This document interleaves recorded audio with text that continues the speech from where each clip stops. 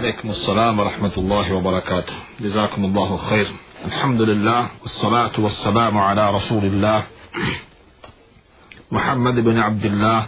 اللهم صل على رسولك سيدنا ونبينا ومولانا محمد وبارك وسلم عليه.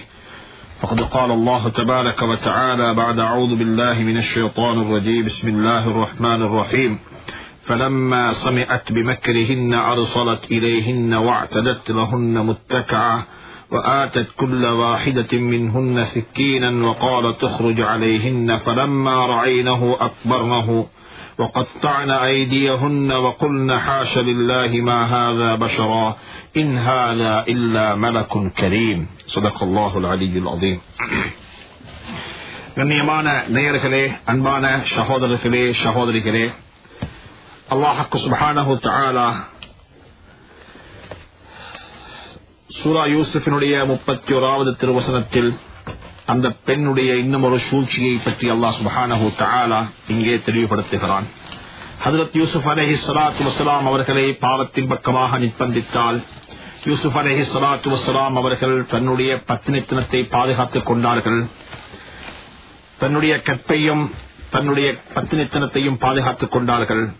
அதற்கு பிறகு அந்த பெண் உடைய இந்த சூழ்ச்சி பகிரங்கமாகிவிட்டது. அந்த சூழ்ச்சியை அல்லாஹ் சுப்ஹானஹு தஆலா தன்னுடைய கணவனுக்கு முன்னால் அல்லாஹ் வெளிப்படுத்தி விட்டான். அந்த கணவன் புரிந்து கொண்டார், யூசுப் தவறு செய்யவில்லை, தன்னுடைய மனைவி தான் தவறு செய்து விட்டார் என்பதாக. என்றிருந்தாலும் இந்த செய்தி அரண்மனைக்குள்ளேயே அடக்கிவிடப்பட்டது, அரண்மனைக்குள்ளேயே முடக்கிவிடப்பட்டது. அது வெளியே போகக்கூடாது என்பதற்காக வேண்டி வாய்கள் பொத்தப்பட வேண்டும் என்று சொல்லி யூசுப் அருள் அன்ஹாதா, யூசுப் இதை விட்டு விடுங்கள், நீங்கள் இதை விட்டு நீங்கள் புறக்கணித்து விடுங்கள். என்னுடைய மனைவியே, நீ என்னுடைய பாவத்துக்காக வேண்டி தௌபா செய்து கொள், பாவ மன்னிப்பு தேடிக்கொள் என்று சொல்லி அந்த அரசர் புத்தி சொல்லி இந்த விடயத்தை முடித்து விட்டார். ஆனாலும் கூட இந்த செய்தி வீட்டுக்குள்ளே இருந்து அரண்மனையிலிருந்து வெளியே வந்து விட்டது. வெளியே வந்து இந்த செய்தி பறந்து பரவலாக பேசப்பட்டுக் கொண்டிருக்கிறது. இதை பற்றி செய்திகள் வெளியே வந்தால் எப்படி நான் நடந்து கொள்ள வேண்டும், நமக்கு தேவையில்லாத செய்திகள் நம்முடைய காதுகளிலே வந்து விழுந்து கொண்டே இருக்கிறது. அந்த கட்டத்தில் ஒரு முஸ்லிம் எப்படி நடந்து கொள்ள வேண்டும், தன்னுடைய காதை எப்படி பாதுகாத்துக் கொள்ள வேண்டும், தன்னுடைய வாயை எப்படி பாதுகாக்க வேண்டும், அல்லாஹுடைய பாதையில் போய் ஜிஹாது செய்வதை விடவும், ரமலானுடைய மாதத்தில் சதகாக்கள் நோன்புகள் நோட்பதை விடவும் கஷ்டமான ஒரு காரியமாகத்தான் ஹஜ்ரத் ரசூலுல்லாஹி ஸல்லல்லாஹு அலைஹி வஸல்லம் வாயை பாதுகாப்பதை சுட்டிக்காட்டின ஹதீஸையும் நாங்கள் அவதானத்துக்கு எடுத்துக் கொண்டோம். எனவே அன்புக்குரிய நேயர்களே, சகோதரர்களே, அதற்கு பிறகு செய்தி வெளியே பறந்து விட்டது. இந்த செய்தி வெளியே லீக் ஆகிவிட்டது. இதை பற்றி அல்லாஹ் குர்ஆனில் சொல்லும் பொழுது வகால நிஸ்வத்துன் ஃபில் மதீனத்தி, அந்த ஊரிலே வாழக்கூடிய அந்த பட்டணத்திலே வாழக்கூடிய பெண்கள் கதைத்துக் கொள்கிறார்கள். பெண்கள் ஒருவருக்கொருவர் பேசிக் கொள்கிறார்கள். இம்ராஅத்துல் அசீஸ், அமைச்சருடைய மனைவி, துராவிது ஃபதாஹா அன் நஃப்ஸிஹி, அந்த அவருடைய வீட்டிலே வேலைக்கு இருக்கக்கூடிய, அவருடைய வீட்டிலே ஒரு அடிமையை போன்று இருக்கக்கூடிய அந்த வாலிபரை தன்னுடைய பாவத்தின் பக்கமாக, மானக்கேடான காரியத்தின் பக்கமாக அழைக்கிறாள் என்ற செய்தியை அவர்கள் பேசிக் கொள்கிறார்கள். இன்னா லனராஹா ஃபீ ضلال முபீன், நிச்சயமாக அவள் பகிரங்கமான வழிகேட்டில் இருக்கிறாள் என்று சொல்லி அவர்கள் பேசிக் கொள்கிறார்கள். இந்த செய்தி, இவர்கள் இப்படி என்னை பற்றி பேசிக் கொள்கிறார்கள், என்னுடைய விடயத்தில் இவர்கள் கீபத்து பேசுகிறார்கள் என்றதே அந்த பெண்ணுக்கு தெரிய வந்த சந்தர்ப்பத்தில் அந்த பெண் ஒரு சூழ்ச்சி செய்தால் அல்லாஹ் அதை குர்ஆனிலே சொல்லி காட்டுகிறான்.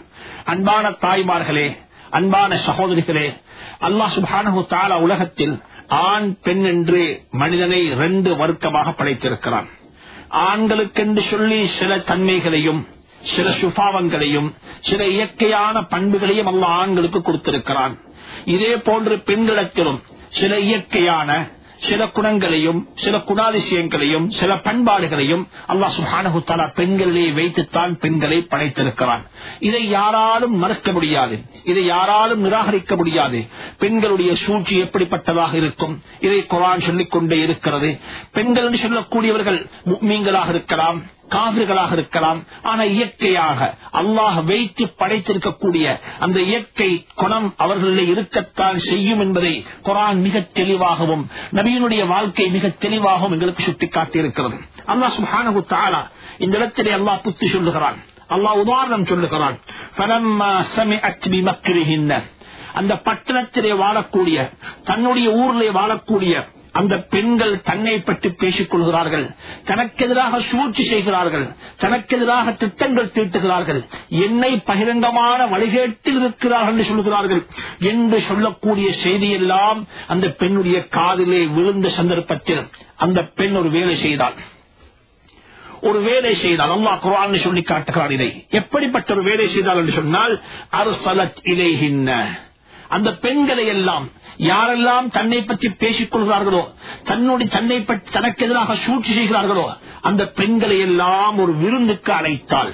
அர்ஸலத் இலைஹின்ன, ஒருவரை கூப்பிட்டு, ஒருவரை அழைத்து அவர்களுக்கெல்லாம் இன்விடேஷன் கொடுத்து விட்டு வாருங்கள், அழைப்பு கொடுத்து விட்டு வாருங்கள், என்னுடைய வீட்டிலே ஒரு சாப்பாடு ஏற்பாடு செய்யப்பட்டிருக்கிறது, இந்த சாப்பாட்டுக்கு நீங்கள் வர வேண்டும் என்று சொல்லி பெண்களுக்கு மாத்திரம் ஒரு அழைப்பு கொடுக்கப்படுகிறது. அழைப்பு கொடுக்கக்கூடிய பெண் யார் என்று சொன்னால், அரசனுடைய அமைச்சருடைய மனைவி அழைப்பு கொடுக்கிறாள். அர்ஸலத் இலைஹின்ன, ஒருவரை ஹயருக்கு, அதாவது ஒருவரை கூலிக்கு எடுத்து அவரை அனுப்புகிறாள், தூதுவராக சொல்லிவிட்டு வாருங்கள். வஅதத் லஹுன்ன முத்தகன், ஒரு அழகான ஒரு அமைப்பு, அழகான ஒரு விதத்தில் அவர்களுக்கு ஒரு ஏற்பாடு செய்திருக்கிறார், சாப்பாட்டுக்கான ஏற்பாடு. சுப்ஹானல்லாஹ். அரச மாளிகையில் அரசனுடைய மனைவி, பெண்களுக்கெல்லாம் ஒரு சாப்பாடு, பெண்களுக்கெல்லாம் ஒரு விருந்து, இன்விடேஷன் வந்திருக்கிறது. சுப்ஹானல்லாஹ். அங்கு யாருதான் புகாம் இருப்பார்கள்? எந்த பெண் தான் புகாம் இருப்பாள்? அத்துணை பேரும் போகும் பொழுது தன்னுடைய வசீகரமான அழகையும் தன்னுடைய கவர்ச்சிகரமான அழகையும் வெளிப்படுத்திக் கொண்டுதானே போயிருப்பார்கள். அந்த சபை எப்படிப்பட்ட ஒரு சபையாக இருந்திருக்கும்? அந்த சபைக்கு போகக்கூடிய பெண்கள் யாராக இருந்திருப்பார்கள்? நாட்டிலே ஊரிலே இருக்கக்கூடிய சாதாரண ஏழைகளுக்கு அழைப்பு போயிருக்க மாட்டாது. நாட்டிலே பட்டணத்தில் இருக்கக்கூடிய அற்பமான சொற்பமான மக்களுக்கு அழைப்பு போயிருக்க மாட்டாது. அந்த அழைப்பும் கொடுக்கப்பட்டிருக்கும். அங்கே இருக்கக்கூடிய நல்ல குடும்பத்தை சார்ந்த, உயர்ந்த வர்க்கத்தை சார்ந்த, பெரியவர்கள் என்று மதிக்கப்படக்கூடிய, பெரியவர்கள் பெரிய குடும்பத்தை சார்ந்தவர்கள் என்று மதிக்கப்படக்கூடிய பெண்களுக்கு தானே அழைப்பு போயிருக்கும். அப்படிப்பட்ட பெண்கள் எல்லாம் அழைக்கப்பட்டிருக்கிறார்கள்.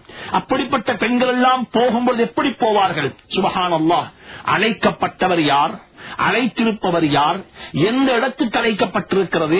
அல்லாஹ் குர்ஆன்ல சொல்லுகிறான், வஅதத் லஹுன்ன முத்தகா, மிகவும் அழகான ஒரு இருப்பிடத்தை ஏற்பாடு செய்திருக்கிறாள், ஒரு சாப்பாட்டை ஏற்பாடு செய்திருக்கிறாள். சுப்ஹானல்லாஹ். கல்யாணத்துக்கு போகும்போது எப்படி போகிறோம்? திருமணத்துக்கு போகும்போது எப்படி போகிறோம்? திருமணங்களுக்கிலே பெண்கள் பங்கெடுக்க கூடாது என்று இஸ்லாம் சொல்லவில்லை. இஸ்லாம் அனுமதித்திருக்கிறது. பெண்கள்